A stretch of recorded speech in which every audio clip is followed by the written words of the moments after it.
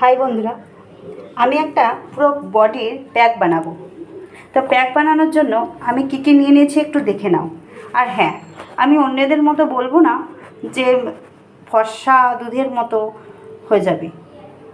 হ্যাঁ, গায়ে যত নোংরা থাকে, যেমন ডাস্ট, ধূপ, তারপরে বৃষ্টি, সাবান, আমরা রেগুলার যে সাবান মাখি, অনেকে তেল মাখে, সেই সবগুলো যে আমরা মাখি না, তার মধ্যে কিন্তু আমাদের বডি পুরো ওয়াশ হয় না।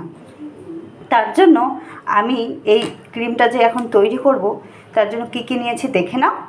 আর দেখে তোমরা বাড়িতে অবশ্যই ট্রাই করো।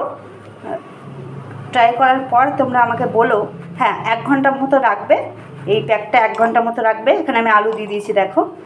রাখার পর কিন্তু তারপরে স্নান করে নেবে। আর এটা পুরো বডির প্যাক, ঠিক আছে? এ দেখো, মুসুরির ডাল, আলু, তারপরে মুসুরির ডাল, তারপরে কাঁচা হলুদ, একদম অরিজিনাল কাঁচা হলুদ। আমি এখানে খুব একটা ভালো করে ছুলিনি, কারণ এটা তো বডিতে লাগাবো, তাই।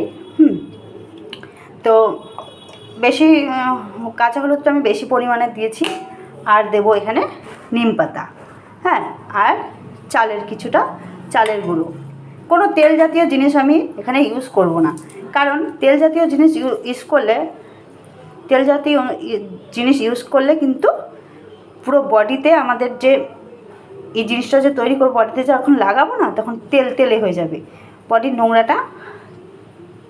ক্রিমটা যখন লাগাবো, তখন কামড়ে যেন সেটে লেগে যায়, তবেই কিন্তু বডি ওয়াশ করার পর দেখবো আমাদের অরিজিনাল যে লুক, অরিজিনাল যে আমাদের গায়ের রং, সেটা বেরিয়ে যাবে। খুব ফর্সা হবে না, যেমন গায়ের রং তেমনই হয়, ফর্সা কেউ হয় না তার জন্য না। এইসব আজে বাজে লোকে বলে এইটা দেবে ওইটা দেবে, ফর্সা হয়ে যাবে। হ্যাঁ, আরও কিছুটা মসুর ডাল ছিল, আমি দিয়ে দিলাম। আর এখানে দেখো, আমি কফি পাউডার নিয়ে নিচ্ছি 2 টাকা পাতা। তো কফি পাউডারটা আমি দিয়ে দেবো। আর 2 পাতা, 2 টাকা দামের পাতা। এইবার আমি এটা খুব ভালো করে মিক্স করে নেব, পেস্ট করে মিক্স করে নেব। হ্যাঁ, তারপর তোমাদেরকে পেস্ট করার পর পরের ভিডিওতে দেখাবো কিভাবে লাগিয়েছি, আর লাগানোর পর কী লুক, আর লাগানোর আগে লুকটা কেমন ছিল। Tata, bye bye.